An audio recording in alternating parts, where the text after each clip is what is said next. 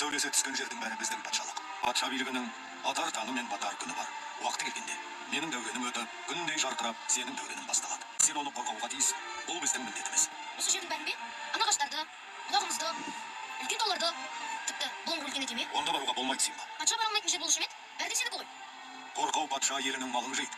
Арыстан патша елінің қамын жейді. Армандарға алыс жетелеп алған, қиындықтан қашпау біздерден қалған. Жақсылықты жасау оңай іс емес, қалқын болмақ бізді әуреге салған. Олжас қандай ма екен? Олжас ол өзінің қателігін түсініп, жақсылық жасап, өзінің құлағын қалпына келтірді. Достар қандай болды? Достар бір-біріне өтірік айтпау керек. Әрдайым